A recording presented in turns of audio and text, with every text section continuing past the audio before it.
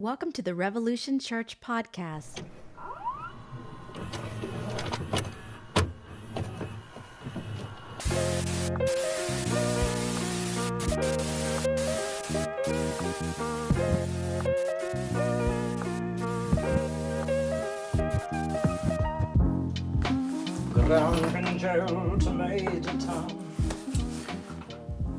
Are we out there? Oh, I gotta get my books. We are back live again. Man,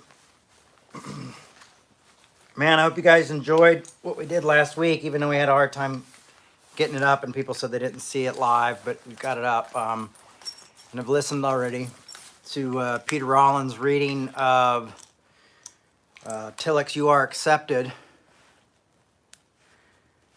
It was really good. I was really glad he was willing to do that. I'm just letting everybody kind of wander in here on your own for a few. So I feel a little like, oh my gosh, no Galatians and no Paul Tillich. Oh my. It's funny. I'll just start off with this. It was like last night I had a debate not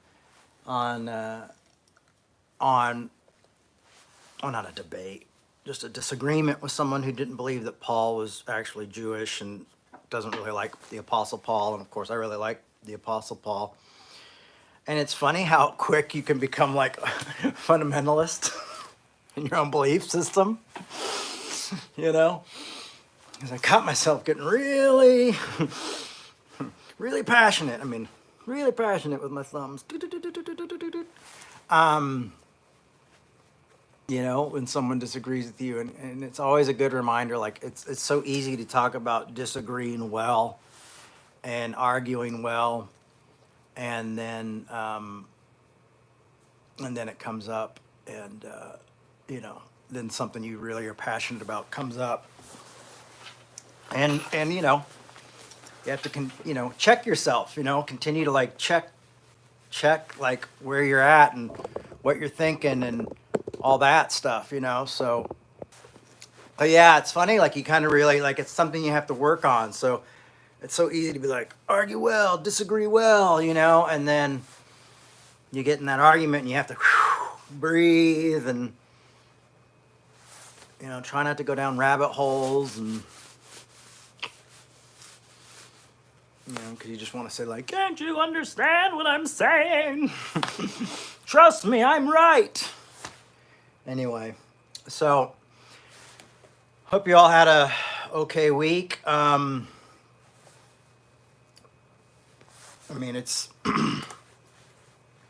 really been devastating to see everything that's been going on continuously. Like another school shooting. This one was at a private school.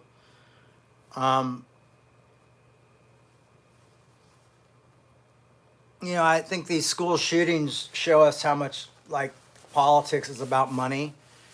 Like it's not about race. It's not about all that. I mean, this is a private school, Christian private school, small white children killed, black person killed, white teachers, I think it just shows how it's like, it's all about like, oh, well, we're not protecting anybody as long as our financial interests are on the table. I mean, even conservatives are saying, well, it's about mental health, but there's no plans to do anything for mental health or do any mental health checks for people who want guns. And the Democrats are saying, well, we can't do anything because the conservatives, everybody's blaming each other, and it's starting to feel like I think we're being lied to. Politics, right, left politics sometimes start to feel like wrestling to me.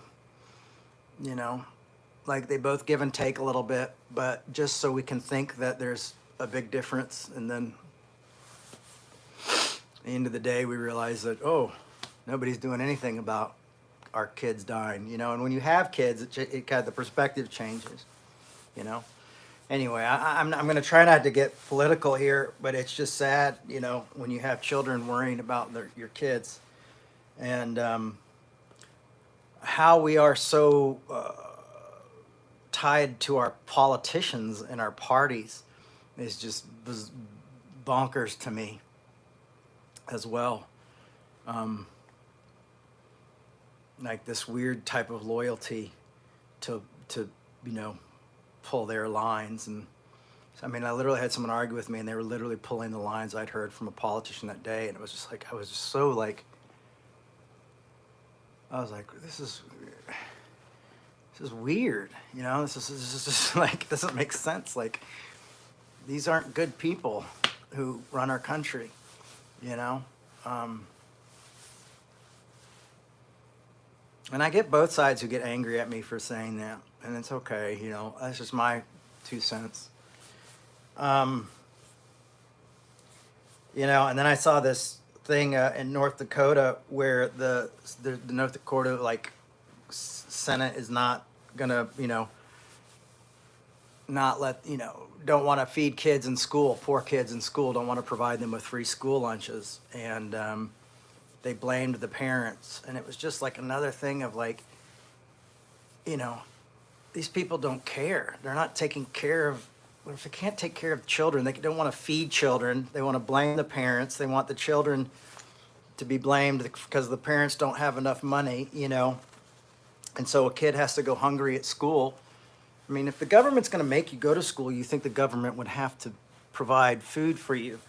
But the North Dakota, and it's and it's crazy. It's like it's such a biblical thing, and these are people are Republicans, and I'm not trying to bash the Republicans, but you got to walk around saying you're a Christian group of folks, or that your party is the party of Christians, and then say we're not going to feed children, and then we're not going to put things in line that are going to help kids not get killed by guns, whether it's better gun control or mental health issues, whatever whatever the thing is. You can't do that. I mean, it's just a lie. And that's what we're dealing with and so I feel like we have to speak truth to both sides, but we have to step back and realize even when our team or our favorite wrestler or whatever they are nowadays is lying, is not telling the truth, is in somebody else's pocket. It's just, wake up, folks. Hey, look who it is, Josh. Good to see you, buddy.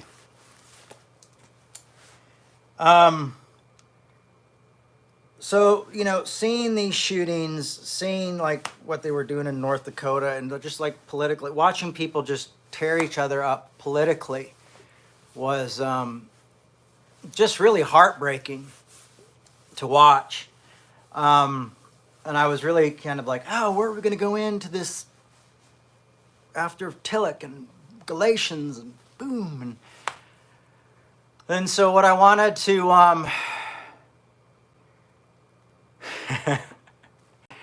yeah, I have a whole thing about why politics are like professional wrestling. And one day I'll maybe give that talk, or maybe I'll write it in a book.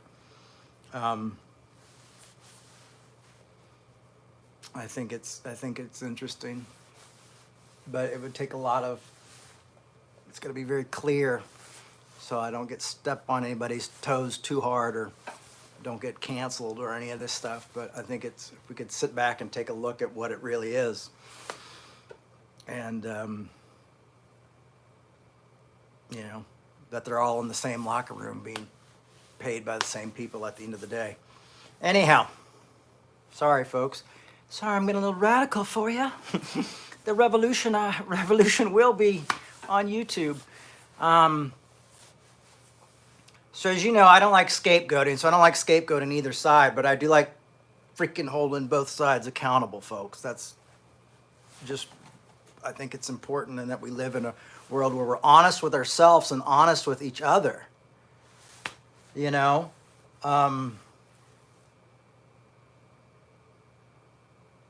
I mean, don't follow a party. I mean, sit there and think, try to use common sense. I mean, I know thinking can be hard and judgment is easy, but, if it's kids, who gives a shit who's president? let's, I mean, I think we have to have tough conversations. I think we have to ask ourselves, is the Second Amendment an outdated amendment? I mean, is it putting our children at danger? Or is it mental health? If it's mental health, then, can we make it so that people have to see a therapist for 6 months and get, found to be healthy before they can purchase a weapon? I mean, just things like this. Like, just give us ideas of, like, these are like grown human beings in politics our whole life, and no one's giving us any solutions, And then, and then in North Dakota, they're like, oh yeah, we're not going to feed these kids. These kids might not even want to eat. And maybe that's the problem. And these parents, we shouldn't have to take care of these parents. It's like, no, that is actually your job. Your job is to care for the people of this country and help us have better lives. We're all fighting over all these weird little things, but none of us can freaking afford to go to the doctor. I mean, it's insane. I'm watching people being homeless on the streets, and losing their houses and losing their apartments. And, we're arguing over stuff, I don't know. It just makes me crazy that we're not looking at actual solutions, that I think that's why I think we're being the wrestling metaphor works in politics, is because, they fight over things that don't directly affect us, and we still go, oh, okay, well, we'll be loyal to them because we like what they're doing over there, even though it doesn't really, at the end of the day, it only helps this part or this part, It doesn't matter that it doesn't, help my kids or help, the poor or things like that. Anyway, I digress. Yeah, we'll flush that out, Josh. It's there, buddy. It's definitely a chapter in a book. All right, who among us? So I've got a suspect advice. Matthew. I'm going to be in Matthew today. And I wanted to point something out. And I don't know if today is going to be, we're going to spend much time today or not. We've had some long talks. But I was thinking about this and thinking about politics and thinking about Jesus and something I found interesting about Jesus. And so I thought I'd share it with you and see if we can pull anything out, of this. Matthew 2.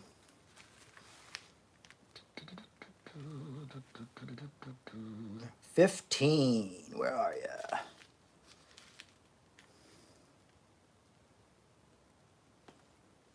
I think I went to, I think it's Mark. Sorry, folks.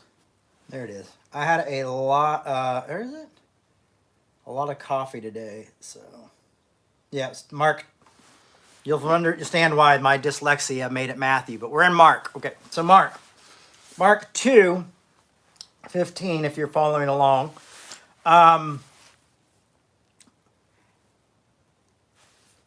And as he sat at dinner at Levi's house, which was Matthew, many tax collectors and sinners were also sitting with Jesus and his disciples, for there were many who followed him. So a lot of Jesus' disciples were like tax collectors and also, sinners? They were disconnected. Remember we talked about that, but not connecting?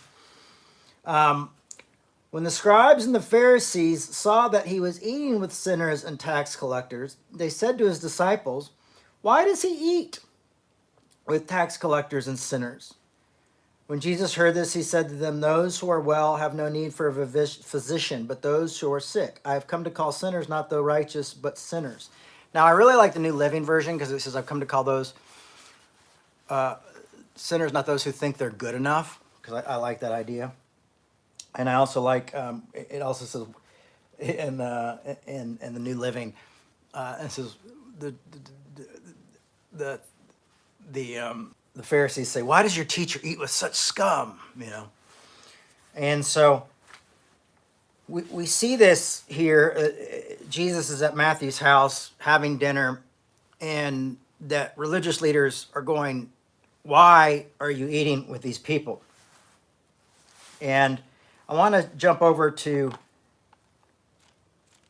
John, and I think we might be able to tie this into Galatians as well in a second. But John 4:27. So this is about the woman at the well, and this is Jesus. He had to go through Samaria to talk to the woman at the well. Now, these are two talks I give every year, probably. I've put them together, but just briefly for a particular reason that you'll see here in a second. But Jesus is with the woman at the well. They're having a long talk. It's a great story. Highly recommend you check it out and read it. Fantastic stuff. But we're not going to that's not what we're going to focus on. We're going to focus at this last part in 4:27 where it says, Jesus, just then his disciples came. They had gone on a walk, and Jesus was talking to the woman at the well, and they went to get some food. Just then the disciples came, and they were astonished that he was speaking with a woman, but no one said, "What do you want?" or "Why are you speaking with her?" Then the woman left her water jar and went back to the city. She said to the people, come see the man who told me everything I have ever done. He cannot be the Messiah, can he? They left the city and they were on their way to him. Now, what I like about this is the fact that we just saw Jesus eating with the disciples, and the Pharisees saying, "Why is he eating with these sinners, these bad people?" Then you see some of these disciples who were probably included as sinners if Matthew was there, because Matthew was a tax collector. He was actually in the midst of tax collecting when Jesus calls him, which is insane. For a lot of reasons. Rabbis didn't usually go out, bringing people to ask people to join them. Usually you went to the rabbi. So Jesus finds this finds this tax collector, brings him in. You had zealots and, all sorts of different folks. But then you have Jesus meeting with the woman at the well. And what happens is his disciples go, "Why is he talking to this woman alone? That's not really things that rabbis are supposed to do. And this woman's obviously questionable. She's here alone. They're talking alone." And then they start asking Jesus about food, and he goes, "I have food you don't know about." And when he explains his food, he says, I get fed from doing the will of the Father. And what he's saying is I get fed from meeting with people who are outcasts and hopeless and giving them hope. Now, what I wanted to see here, what you see here, is that Jesus never seemed to care what the opinion of others was of who he spent time with. So even when the disciples, who I think like the Dirty Dozen, these crazy guys from all walks of life, that old movie, The Dirty Dozen, 1960s military movie, that's really good. Now they're like, "Whoa, what's he doing over there with this woman?" Even they are worried. Just like the Pharisees were worried that he was at Matthew's house. And it was this idea that Jesus did not care what people thought. He was open and willing to talk to anyone and have discussions with anyone. You think about the story of the woman at the well. He uses her and reveals himself as the Christ, as the Messiah, and then sends her back to be his spokesperson. And he's doing the same with Matthew. And all at the same time, the outsiders, the others, the disciples or the Pharisees or the other, come in and question what's he doing? What are they thinking? And the reason I think this is important, Jesus was known for a friend of the worst type of people, and a wine bibber, a drunkard, as they would say about Jesus. The reason I think this is important is because living in such a divided world, you know, in a divided country, you know, there is just times where we have to go out of our comfort zone. You know, we've got to get rid of this idea that we have these like gods of politicians or these political parties are somehow our gods, you know. Um, Even when I think these political parties represent us in some ways, I think we have to take a step back and go like, who are they not? Who are they? You know, what's the bigger picture here? Are we being played with? You know, I mean, I think we have to do this in order for us to be a community, because we're all going to be like, oh, I can't believe you talked to that person. Oh, I can't believe you're friends with them, or oh my gosh, you know. But Jesus was always willing to go where people didn't want him to go. Jesus was always willing to do what he was convicted to do, even when it got him in trouble. Now, Jesus, you know, obviously wasn't killed by Rome because he was so exclusive. You know, he just stuck within his, you know, the Pharisees. Jesus talked to everybody. Now, then you look into like the book of Galatians. What you have is when Peter comes in and says is angry that Paul comes in and sees Peter and James separating the Jews and the Gentiles apart from each other, and Paul confronts them. Now we never find out if Paul's confrontation worked or not, but he's calling them to be like in one. He's like, you can't do this. This is hypocrisy. You guys splitting up, you know. And I guess I thought about this yesterday because of this conversation I was having about Jesus not being actually Jewish.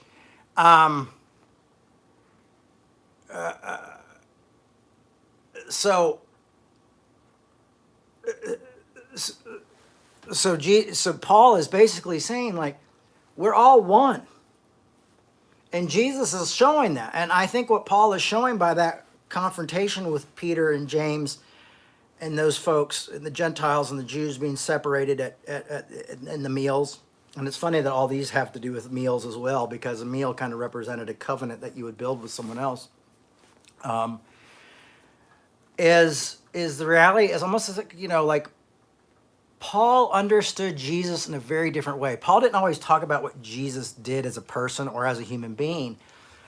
He talked a little bit more about what was accomplished, you'd think, on the cross. But then you hear words like, then you hear things like this where Paul's saying, you know, no, we're not Gentile-centered. We're come to call together. You know, you have Paul constantly saying we've got to come together, be careful not biting and devouring one another, don't other each other. And one of the things that's really fantastic about that is that he must have been familiar with these stories. He must have understood in a deeper sense and a deeper meaning that it's not about us and them. And Jesus obviously was showing that constantly it wasn't about us and them. What was it? So Jesus is always using the other to teach them and let them know no one is really ever the other. You understand? Do you hear that? Like politics and religion and identity politics try to other us, just like, you know, but try to like other us and say, well, they're the others. Well, they're Christian, they're non-Christian, they're they're conservative, or they're Republican, or they're whatever, blah blah blah, or they're that denomination, or they whatever. You know, they're black, they're white, they're gay, they're straight. You know, and we're trying to other. And then there's things like pain and poverty and suffering that bring us together and kind of are the great equalizers. And then there's things like continuously in Christianity, we have these things that's splitting us. Why do you eat with them? Why do you do this? Why do you think this way? Why do you know? And we attack each other. And what it seems to be that we're called to do is to to be a hospital. My mother said that, too often the church has become a courthouse rather than a hospital. And I think that's what we see is we don't see this call for us to not other. As though you do unto the least of these, you do to me. We're called to, I know this is simple and it seems almost ridiculous and too simple to even base a talk on the fact that Jesus upset the disciples and made them curious and question who he hung out with, but he also did it to the religious leaders. But what I want to say is that I think if we were in a place where this divided groups are saying, well, why are you talking to this group or why are you talking to these people? You're in a okay place. What I'm trying to say is it's okay to have friends in different places. When I think back to some of the people who really stuck by my parents in the early days and really showed us a lot of love and a lot of grace, I would say that 99% of them, 98% of them were conservatives who had different politics than me. But they showed love and they showed grace and they showed restoration. They were there. They gave me rides to school. They listened to my heart. They took care, helped take care of my family and cared about us. So to say like, well, these guys are all bad is ridiculous. It's because we disagree on politics. To shame others. And I like the example that Jesus was constantly, he would sit down and talk to Pharisees, that he would sit down and talk to Gentiles, that he would sit down and talk to the other. The whole point is to let them feel human. Even if the woman caught in the midst of adultery, which is not in the earlier manuscripts of the Bible, but still, like if you just take that story for what's happening there, it's Jesus revealing humanity to everyone, saying she's not this action, she's not this thing, she's human. It's like Christ continues to try to reveal our humanity to us and to the others, And then you have someone like Paul come along, there's neither male nor female nor Jew nor Gentile. He's saying like, these things, these separators, these divisions that we continue to build are just all in our mind. We're the ones who continue to support this system, through these like different types of politics of separating each other. So I think what's happening here is Jesus is kind of calling us to be in difficult situations. I was shared this earlier today because I think it's one of the most ignored parts of the Bible. Which is really strange because it's also one of the most focused on parts of the Bible. Because you have the Jesus teachings here on a lot of other things. But look at this, like in Luke 6:27.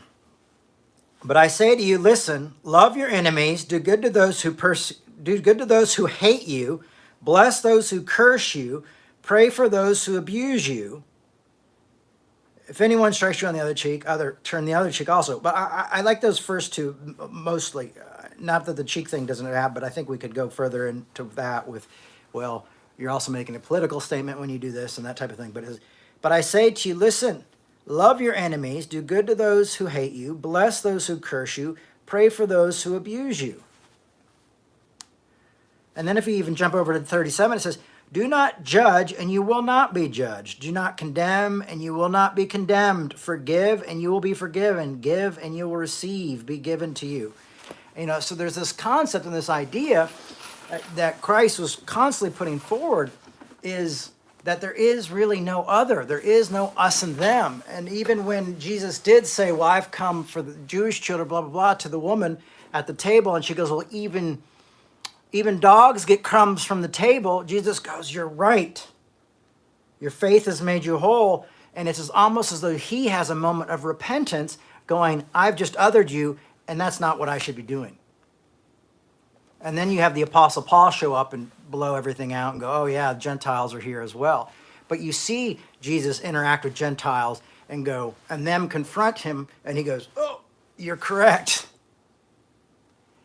So even Jesus isn't above reproach, above rebuke within this type of idea of not othering others. And unless we get to the point where we can fearlessly walk into both of these worlds. Now, I've been working on this project about my mother. And so I went in and read some of her books that I really hadn't read before, because she was my mom. You know, why am I reading my mom's books? And done some other things.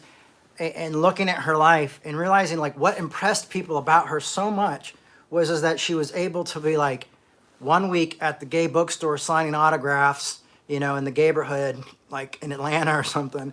And then the next week she's, you know, speaking at, you know, singing at some like, "Oh, are you?" You know, and she was able to just love people and just go into these different communities. And people like to go like, "Oh, isn't that sweet? Isn't she cute? Isn't she naive?" You know, and they saw it as naivety, but it wasn't naivety. It was naivety. She wasn't naive. She just loved people. She just cared about people. When she said God doesn't make any junk, or we're all come from the same old dirt and things like that, she really meant it. She really believed that. And if you think about everything, even all our I don't want to bow down and follow politics that continues to other people. You know, I don't want to live a life that does that. I don't like the way America is right now. I don't like being this way. I don't like that we're all trying to own each other and make each other look like asses online constantly, you know, and that we're so stuck to our points that we're not, you know, we've become so party minded that we're no earthly good, you know, that we can't like sit down and go like, okay, well, we got to sit down and solve this problem because it's a huge problem, rather than being like my way or the highway. And I think what you see with Jesus being able to sit and motivate and talk to all these people from different walks of life is that he was always open to seeing things different, to the point when that woman says, well, even dogs that come from the table, he's corrected. You know, this is showing that none of us are above that and above having tough conversations. And I guess what I'm trying to say is really boiled down to is, be bigger than your identity.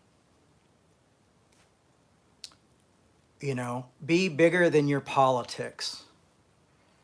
You know, it's cool and interesting because it said Jesus did not, you know, never demanded his own way, didn't raise his voice in the streets and all that kind of stuff. He never took the power of being this, you know, the Son of God, or, you know, when the disciples were like, we should smoke this place and bring down fire because they rejected us. And Jesus is like, you don't even know what you're talking about.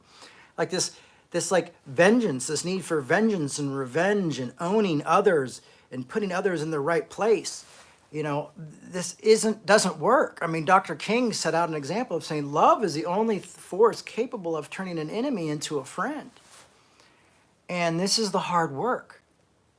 I mean, this is why it says, love your enemies, be kind of. This is why Jesus could sit down with the Pharisees who wanted to kill him and have conversations and say, listen, I'm here because these people need to be loved, and you guys aren't loving them. I mean, he's speaking truth. You go say stuff like you go cross land and sea to make one convert and turn them into twice the sons of hell that you are. I mean, he was saying like stuff that was, you know. But at the same time, he would say things like, you know, these are the religious leaders, and he would sit down and have conversations. Anyhow, the point is I just don't want us to think that we are, when things like Paul says there's neither Jew nor Gentile, male nor female, when Jesus is sitting with Pharisees with sinners, and Pharisees are angry, and then when Jesus is with the woman at the well and his own disciples are like questioning what the heck he's doing, you know, I'm saying like, don't hold on to your identity. Don't allow other people's expectations to dictate what you do or your work. Because when we talk about loving others and arguing well and doing this type of thing, you really have to get comfortable within who you are. And that's why I think last week's talk, but Pete wrote, you are accepted. You are accepted by that greater than yourself. And you might not change. You might do is so valuable and so important to what we're trying to do here in this gathering with Revolution, is this idea of accepting ourselves for all our unique differences and being able to walk through, and to be able to walk through both sides, to be able to sit down with both people, to sit down with Republicans and sit down with, Democrats, and sit down with each other and disagree well, sit down with neo-atheists and the new atheist, and sit down with neo-Calvinists, and sit down and have conversations. Sometimes it does feel like you're hitting your head against the wall. I know this. Sometimes it does feel hopeless, and so you have to take time to yourself. You have to take time with others, discuss this stuff. Often if I'm struggling with something, I'll find maybe a talk on it, or like a TV show or like a book, and I'll say, hey, Pete, could you read this part with me? And could we sit down and talk about it? And often we'll end up debating it and arguing it out. But we come to a clear place by the end, because I want to learn. I want to learn how to confront these issues. I want to learn how to be with people. I want to learn how to talk to each other. And so that's what I'm trying to do, and that's what I think we're trying to do, is argue well and really know that this division isn't, and scapegoating just doesn't work. But we have to be willing to allow our tribes to go, what the hell are you doing? What are you thinking? And that's what happens. When I critique both parties, it's very interesting now. When I critique both parties, I usually have a lot of my Democrat friends, and here I have to explain, well, I've lifelong Democrat and all this stuff to them, because they get so angry and go yeah, but they're not like the conservatives who do this and then take away this and steal this. I'm going, all right, listen, I've grown up with this, but I'm critiquing both sides because this is what I see missing. This is what I see. There's something missing from both sides. We've become so divided that we're not, we're only representing this and this. We have to come together and learn to compromise on things, to change things. If we want, first basic things is like keeping our children safe and making sure poor children have food to eat when they go to school. Just the basics. But the funny thing is the basics with Jesus is when he taught these things of how you treat the least of these is how you do to me, feed the hungry, clothe the poor. And those same sermons, in the exact same sermon, the Beatitudes, he also says, love your neighbor and love your enemy. And do good to those who persecute you. Don't allow, pray for them. If you can't talk to them, pray for them. But otherwise, if you can, do something kind for them, do something kind for them. Take the opportunity to take the higher road and the road less traveled. Don't scapegoat them. Don't fall to the same plat. Don't throw pearls to swine. And so sometimes that just means is you're not going to get anywhere with arguing the political issue here, but you might get somewhere with showing them love, showing them respect, or finding a common ground at least. So that's the talk today. It's nothing revolutionary, but it really is revolutionary if it's put into practice. It doesn't seem like this big thing people weren't comfortable with Jesus, who Jesus talked to. But I'm saying I want you to be comfortable being in these different areas. You should be comfortable, just because someone thinks you're bad doesn't mean you're bad. And when you allow that wall to come down and you love people, or when you start to say, I don't really care what these people think of me. I don't care what my disciples think of me. I don't care what these religious leaders speak of me. I'm still going to speak truth to them and talk to them and share a table with them. Something happens. This is how we create a movement. But if we're separating, we only have half a movement, and then there's always the other.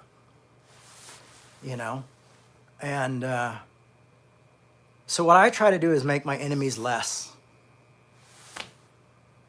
Have less enemies. And have things just, things, sometimes I just don't care about these certain things, and so it's very hard to do. So I don't know. I want us to accept that we're accepted. We just went through Galatians of bringing people together, bringing two divided groups together. Then we go into Tillich, and Tillich is talking about sin. And what does he say sin is? Sin is separation, separation from ourselves and separation from others. What is grace? Reunification, bringing people together, bringing ourselves together, accepting ourselves. Then we get to hear it without Jay's commentary in Pete's lovely Irish accent, And then today, all I'm saying is now, when you do that, what's the fruits of those ideas is being able to walk within two worlds and love people on both sides and see good in everyone. And I know that seems crazy, but I'll give you one example and we'll leave it here. And you've heard me say this before, but yesterday I went to go to the punk rock flea market in Seattle, downtown. And I could not find a parking spot downtown that was under $25. And so I was like, okay, well, I'm not going to go to the flea market about 45 minutes to an hour driving around. So I go home. But one of the things I was joking with a friend, I was like, well, probably good, because I was so angry by the end of the time that had I gone in there, and last time I was there was a guy selling these shirts that said, F Johnny Rotten. And the reason the shirt says that is because he wore a Make America Great Again shirt. And the whole thing is, look at this. Look at this. The whole reason that shirt existed is because he had a different political view. Not the fact that, John Lydon takes care of his, wife who has late stage dementia, or that he's adopted his own grandkids and raised them as his own. There's things about this man he doesn't know, like really great things about this man. He's a complicated human being, but there's really these great things. But it was that one thing. It was the politics. Punk rock wouldn't be punk rock without the Sex Pistols. I'm sorry. It just wouldn't be. Post-punk would not be the way it is if it wasn't for that one band and the particular sound. But that one thing, that one political thing was able to say, well, null and void, I hate them, I don't want anything to do with them. Like, that's our thing. Like, if political differences is our level of how to hate people, like, I thought punk rock accepted everybody and we were all allowed to, disagree. And then it's like, no, if you don't belong here, you're a scam, that's not the world I want to live in. I don't want to learn to live in a world without nuances, where I can connect in those kind areas and maybe see some change come through those areas. And I honestly think that we scapegoat each other so much with politics and religion that they have become idols. And that's why Revolution is a gathering and not a church right now. Or based on, I'm progressive, or I'm. We've got to learn to, live in all those areas and be like Paul and say, hey, we need to be sitting at the same tables. Otherwise, nothing changes. Anyhow, that's it today. Hey, listen, this was a really great month for Revolution. You guys really helped support the work of the church, and I just want to say thank you so much, or the gathering, oops, and Freudian slip. And, I was able to get paid, and that was really amazing, and I can't tell you how much peace I have from that, and it allows me to do better work. And it's also helped us pay pay our bills. So I just want to thank you for that. And I'm grateful for your support. And you can support Revolution at revolutionchurch.com. Thanks so much. And some of you have really been out there sharing these talks and with people, and I'm grateful for that. So great to see you. Next Sunday is Easter, so who knows what fantastic surprises we have for next Sunday. And so we'll see you then. Love you guys. Have a great week. And, keep making good trouble. And let's not other anybody anymore. Let's make people just go like, what is wrong with them? Why do they just seem to care about everybody, because it's funny. Oh God, I keep trying to close and I keep going on, but it's really interesting is, I saw some quotes. I put up this picture of my mom and RuPaul, and some people wrote, wow, we need someone more like Tammy Faye today. And I think my mom was just always trying to grasp that essence of Jesus of, I love everybody, and I just want everybody to know that they're loved. And as simple as that is, and uncool as that is, and un-PC as that is, it really left an impact on people's lives. And I hope we can continue that type of work. Thanks a lot. Bye-bye.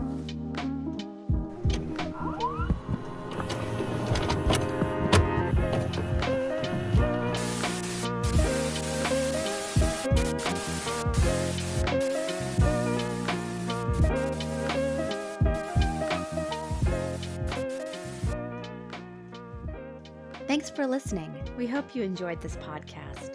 To make your 100% tax-deductible donation today, please visit revolutionchurch.com/donate. You can also learn more by clicking the donate section on the website.